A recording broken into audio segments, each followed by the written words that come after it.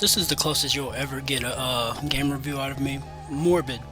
The Lords of Ire is literally like a Dark Souls meets Bloodborne meets any Souls-like game, honestly. But for me, it's got that Lords of the Fallen tinge to it once you discover the sanity bar. Like this, the whole withered realm, you get this dark purple looking aura. It's another place where enemies spawn up and then you get more kills. And it kind of gives you bonuses to level up your character. Same thing with this game. So being hit too hard by certain enemies will actually increase the bar and more enemies will spawn in if it maxes out. Just like Lords of the Fallen, there's a insanity, I guess, zone where you increase your experience given by enemies. God damn. Oh my god, what is that? Oh my god! What is that? Because I can barely see, like, what is this? I'm gonna call it the insanity zone. Pretty much it spawns more enemies, shadows if you will. These shadows you can kill and pretty much gain more perk points while you're in the zone, but at the cost of you wasting more heals and stuff like that. So if you're good at combat, this is perfect for you. I'm a super huge fan of visceral attacks and Bloodborne got me on that.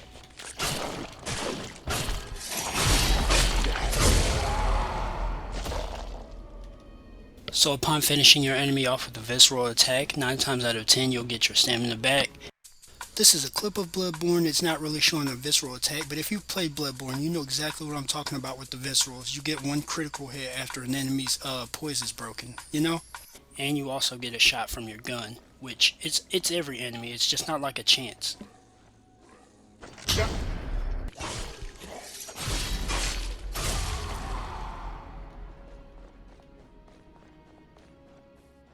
The combat as itself stands, it reminds me of a little bit of Demon Souls. And I'm not talking about the very old Demon Souls. I'm talking about the one that came out recently, like 2000s, like 2020.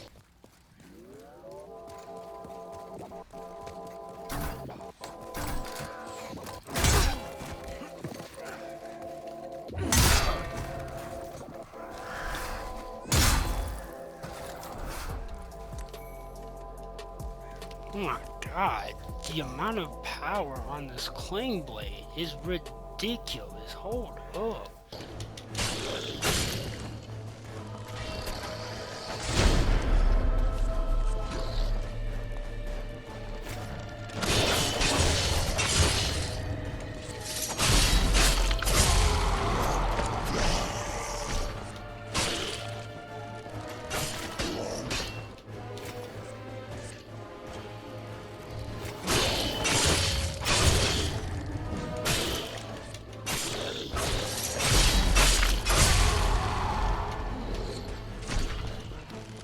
Now, nah, cause y'all tried to really give me that 4-man. Oh, ow! Come on, turn it off. Turn it off. Ow! They're cheating. Get off me! Y'all tried to give me that 4-man. Your man's gotta go. What the? Come on down here. I'm not gonna fight you on no. Bloop. Come here. You tried it.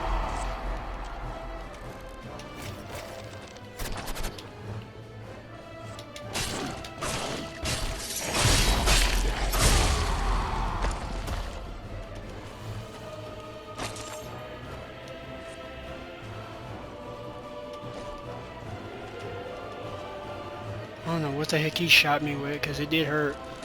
How do I get to you? Is it just up and around? Oh, boy, you're the easiest.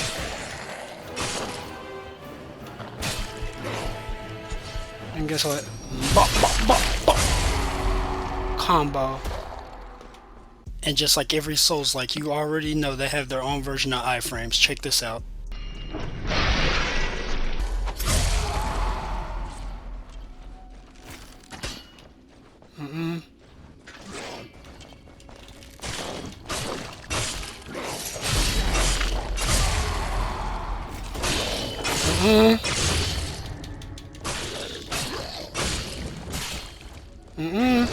Blocker.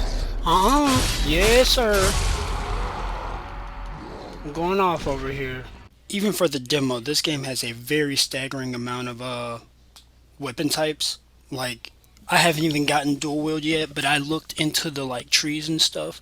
You can get dual wield, you can get two handed, you can get like, I don't know if you can get bows, but I've gotten a sword, a hand axe, a fist weapon. Just there's a bunch of weapons, and then you can stack these and put rune points on them. The rune points allow you to do more damage or attack even faster. Certain enemies will go into a rage and you have to heavy attack them to knock them out of it, because if you don't, then they just hit extra hard.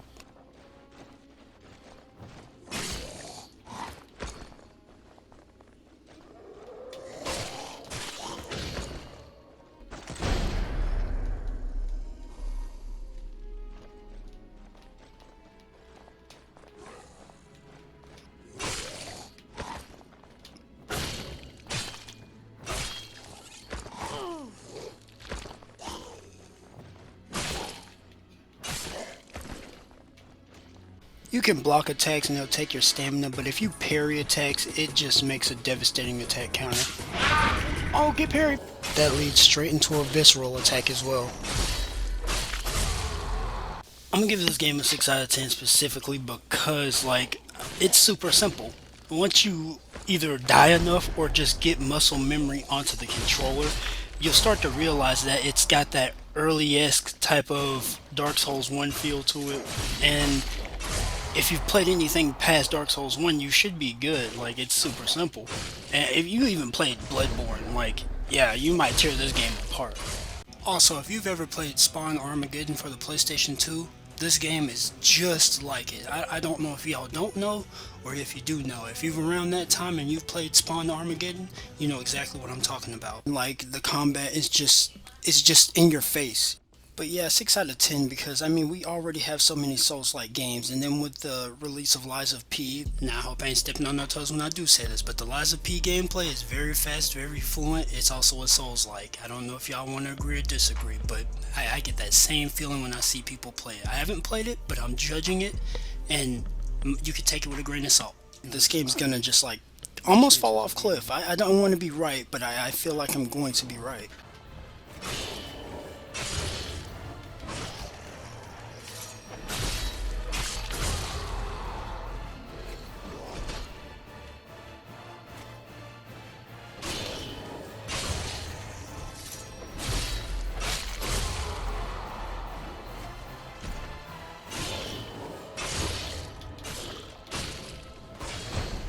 Forget it, 7 out of 10. I just love this game's combat. Like, it's so fluent. I like it. It's very clear.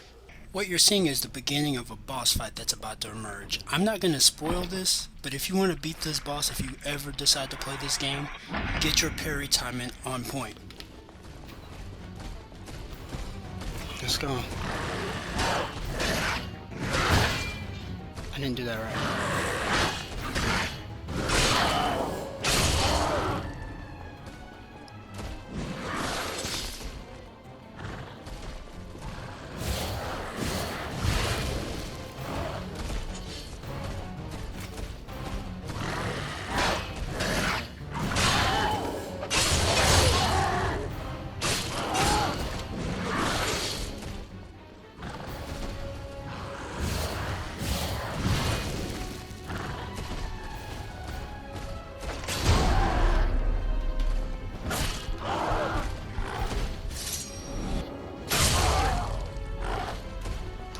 Like I said, I'm not going to spoil the game, but I do want you to play it. I gave it a 7 out of 10. Morbid the Lords of Ire is a pretty decent game. Although it's a Souls-like and we've already had so many others, this makes a great addition. 7 out of 10. I want you guys to play it. Go and pick it up when the demo's, not demo anymore. This has been your boy Kashi Mugen, and I'm out.